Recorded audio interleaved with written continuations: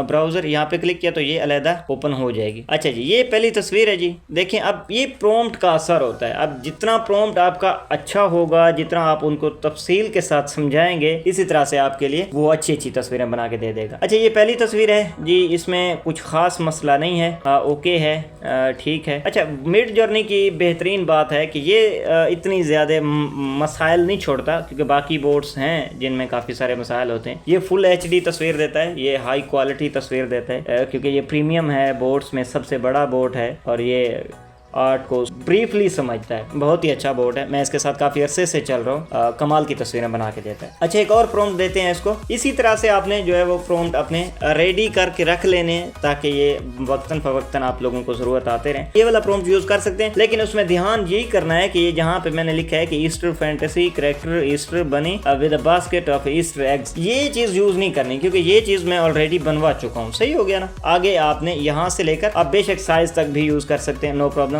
यहाँ तक यूज़ कर सकते हैं। ये इजाज़त है आपको, इसका कोई मसला नहीं है, क्योंकि ये बोर्ड को समझाने के लिए मैंने ये बात लिखी है। मजीद एक और प्रॉम्प्ट दे देते हैं। यहाँ पे मैंने दोबारा से स्लैश लिखा, एंटर किया, इमेजिन के ऊपर क्लिक किया। अच्छा, दूसरा प्रॉम्प्ट मैंने लिखा हुआ था अपने सिस्टम में, वो मैं यहाँ पे जल्दी से पेस्ट कर देता हूँ। अच्छा, ये भी ईस्टर के हवाले से जी, yield Easter multiple colour eggs in the basket of sunset ribbon. अच्छा, यहाँ पे मैंने उसको कुछ जिक्र किया है कि जी ईस्टर का त्यौहार है, त्यौहार का नाम मैंने पहले लिखा है, आपने भी ऐसे ही करना है। मल्टीपल कलर एग्स, मुख्तलिफ रंगों के जो अंडे हैं, जैसे ये ऊपर हमने बनी को देखा है जो उसने बास्केट में उठाए हुए हैं अंडे, मल्टीपल कलर हैं, मुख्तलिफ रंगों के जो है वो एग्स हैं। इन the basket of sunset ribbon, ये ऐसे ही कुछ स्टाइल मैंने लिख दिया है, मैंने वो ऐसे कोई खास होता नहीं है, खुद से ही आपने इमेजिन करना है, खुद से ही बनाना है कि जी बास्केट में जो है वो मुख्तलिफ रंग के अंडे हों और सनसेट सूरज गरूब होता हुआ जो मंजर इधर मैंने लिखा है कि जी रिबन भी हो उसमें साथ। पता नहीं रिबन क्यों लिख दिया है, खैर मुझे अभी भी कंफर्म याद नहीं आ रहा। सो खैर इसको एंटर कर देंगे। अच्छा, यहाँ पे साइज बताना मैं भूल गया, इसमें साइज मैंने थोड़ा सा अजीब मेंशन किया हुआ था, 3x2 का साइज था ये। अगर मैं इसको यहाँ पे दोबारा कंट्रोल V करूँ तो यहाँ पे एक डिफरेंट साइज है ना, ये थोड़ा ज्यादा नंबर में मैंने मेंशन कर दिया। तो आप इसी तरह से कुछ भी लिख सकते हैं, साइज अपना भी बना सकते हैं। सो जितना ज्यादा आप इसको छेड़ेंगे उतना